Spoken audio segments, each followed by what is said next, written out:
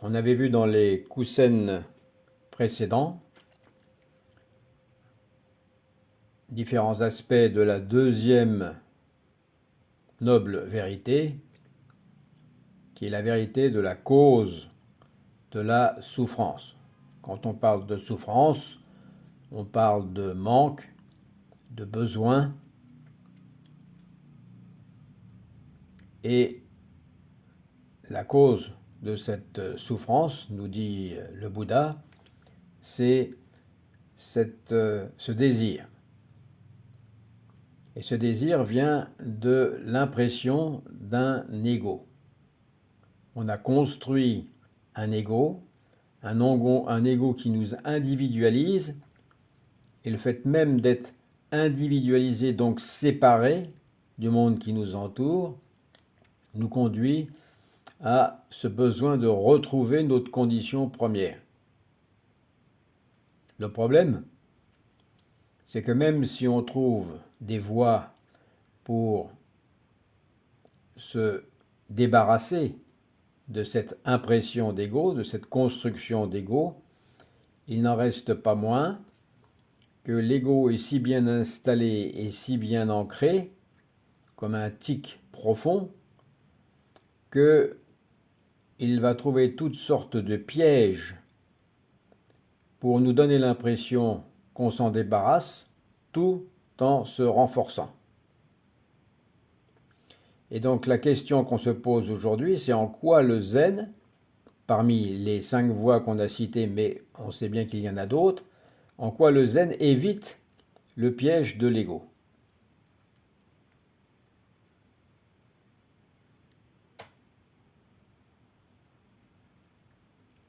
Comment il évite le danger le plus sournois du pratiquant, qui est de renforcer le je ou le moi par la pratique même qui avait pour objectif de s'en débarrasser.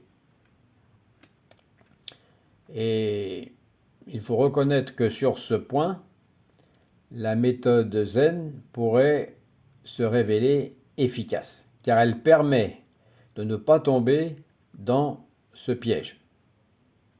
Et il y a plusieurs raisons à cela.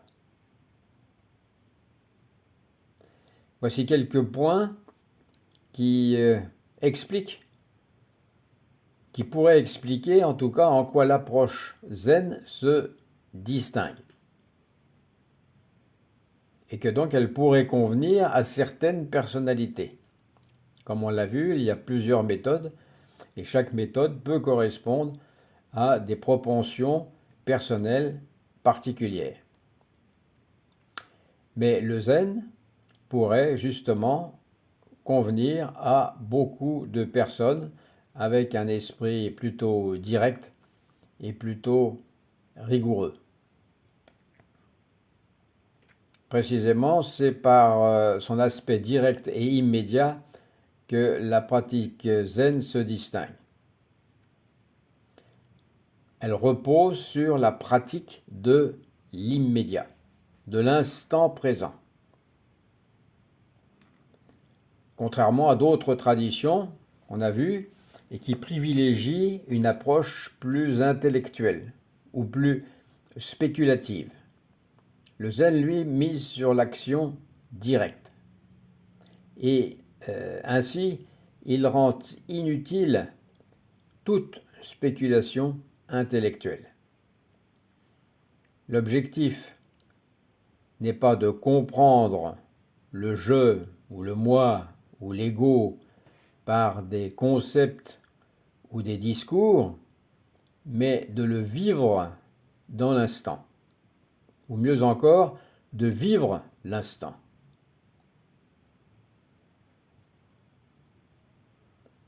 Le zen, ne l'oublions pas dans sa définition, est cette pratique spéciale en dehors des mots et des lettres.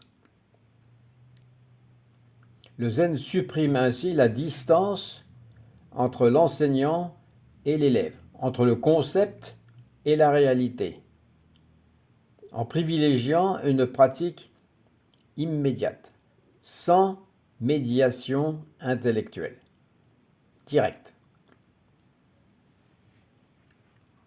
ce qui permet d'éviter le piège du mental qui cherche toujours à comprendre, à analyser et à diviser la réalité entre le chercheur et le cherché. En se concentrant uniquement sur l'action en cours, le zen vit la vacuité.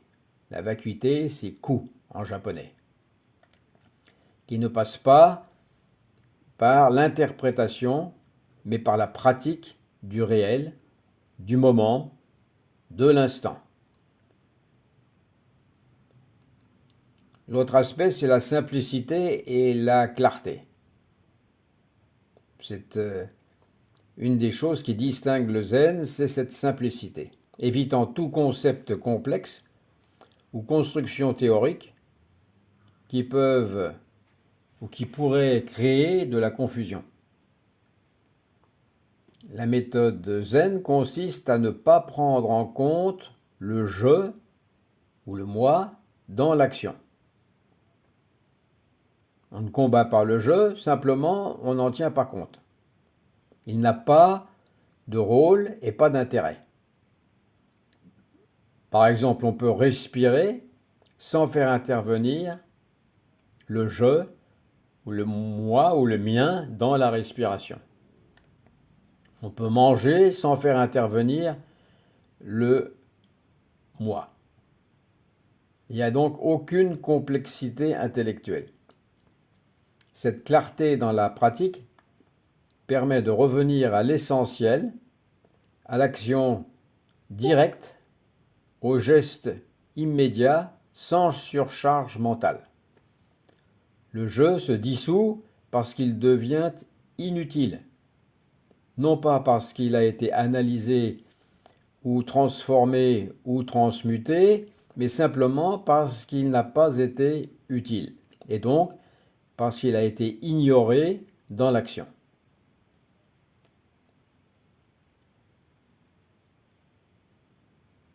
La pratique zen, à travers zazen, ou l'action quotidienne, par exemple dans le sport de combat, repose sur l'immédiateté et l'instant présent. Imaginez deux samouraïs se combattant, ils sont forcément dans l'immédiateté et l'instant présent. Ça ne passe jamais par un processus intellectuel. Ils n'ont pas peur de la mort parce que le je n'est pas présent. Et donc toute leur énergie est consacrée au combat. Contrairement à d'autres traditions qui privilégient une approche plus intellectuelle ou plus spéculative, le zen mise sur l'action directe et immédiate.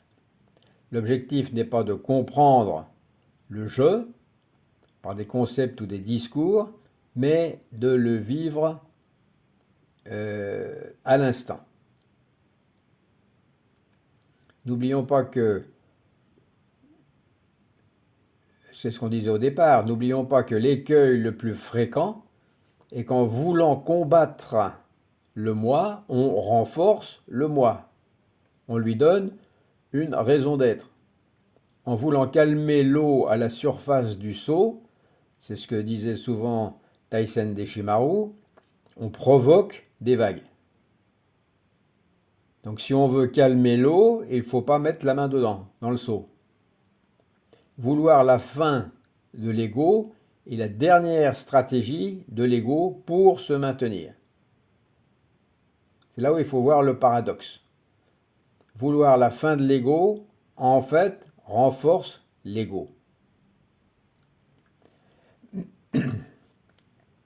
Il y a aussi le fait dans le zen, le fait de transcender le je, par conséquent, sans l'annihiler. Le je dans le zen n'est pas combattu, comme il le serait dans d'autres traditions. Il n'est pas combattu ni directement, ni modifié par une quelconque technique extérieure. Plutôt, il est simplement laissé de côté comme une distraction inutile, comme un jouet avec lequel on a suffisamment joué et qui ne nous intéresse plus. Il ne présente pas d'intérêt, qu'il soit une illusion ou non.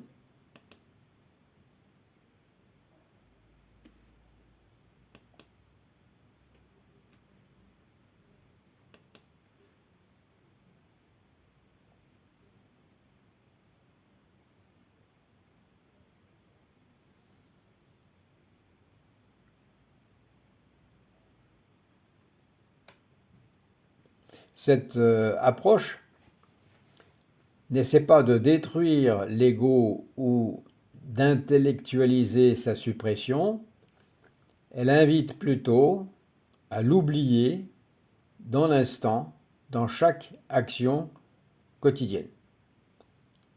C'est-à-dire en fait tout le temps. Le je n'est pas compatible avec maintenant. Il faut choisir. Ou il y a un je et on n'est pas maintenant, on est dans l'imaginaire. Ou alors, si on est maintenant, il n'y a pas de je. Le je, pour exister ou se donner l'illusion d'exister, a besoin de l'illusion du temps. Le temps, c'est sa béquille. Sans sa béquille, il s'écroule. Mais dans l'instant, dans l'intemporel, le je ne peut survivre.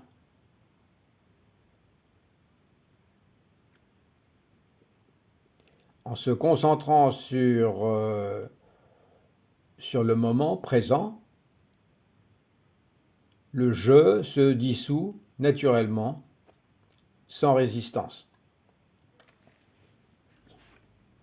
Ce qui signifie que la transformation se produit de manière naturelle, progressive et intégrée, sans force externe ou artificielle, sans lutte, respectant l'ordre naturel des choses.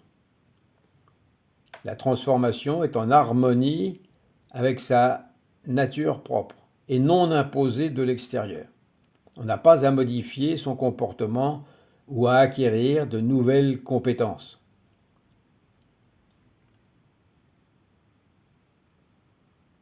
En comparaison, d'autres traditions comme l'Advaita Vedanta, par exemple, posent des questions profondes sur la nature de l'ego, comme, on l'a déjà vu la dernière fois, comme qui suis-je?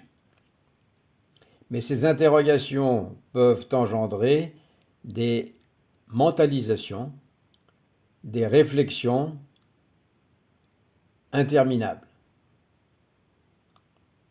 Le zen, au contraire, évite cette intellectualisation et pousse à vivre la vérité plutôt que de la rechercher. C'est là le raccourci. On vit la vérité directement, comme elle se présente, plutôt que de la rechercher. On ne va pas chercher la vérité puisqu'on est la vérité. Dans le zen, l'action est juste, au sens bouddhique du terme, ce qu'on verra plus tard peut-être dans le chemin octuple. L'action est juste. Il n'y a pas de séparation entre la méditation et la vie quotidienne. Chaque acte, aussi simple soit-il, est une forme de méditation. Cela inclut des actions quotidiennes comme marcher, manger, travailler ou même dormir.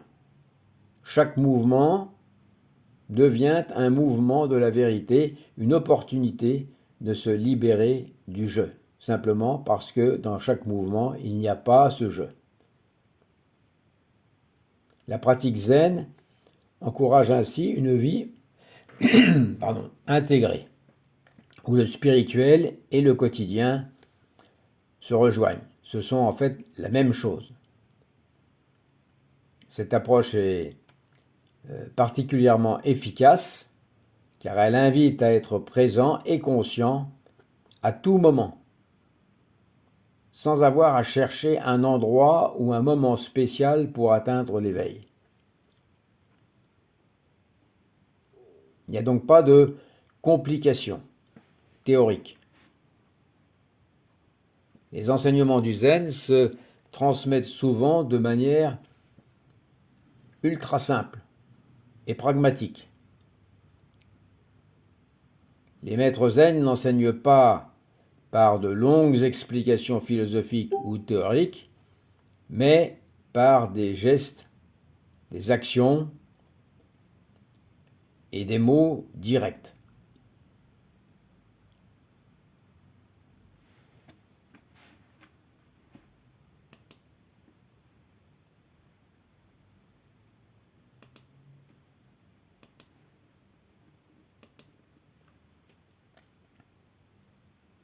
Ce qui crée une forme de transmission immédiate.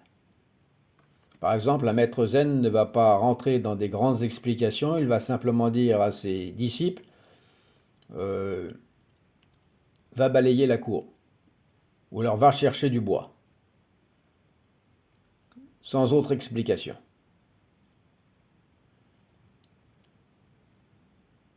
Ça crée une forme de transmission immédiate qui n'est pas forcément comprise immédiatement, mais qui permet aux pratiquants d'accéder à l'essence de l'enseignement sans se perdre dans des discours ou des raisonnements compliqués. En fait, la difficulté peut être à ce niveau, ce renoncement à des discours ou des raisonnements compliqués.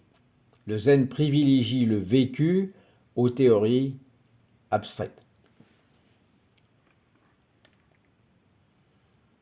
Le zen, c'est aussi un chemin qu'on pourrait appeler de non-contradiction, où il y a unité du sujet et de l'objet, ce que justement l'ego, le moi, cherche à séparer. Dans le zen, il n'y a pas de distinction entre le pratiquant et l'objet de sa pratique. Cela veut dire que la pratique elle-même est déjà l'éveil. En oubliant le je dans la pratique, on s'unit avec l'objet de la méditation, qu'il s'agisse d'une respiration, d'une action ou d'un koan. Le méditant, par exemple, ne cherche pas à réaliser quelque chose de séparé qu'il faudrait atteindre, mais il est l'éveil lui-même. Cette fusion du sujet et de l'objet de la méditation est ce qui permet au zen d'être extrêmement puissant. Il n'y a pas d'effort séparé. Il y a seulement être dans l'action.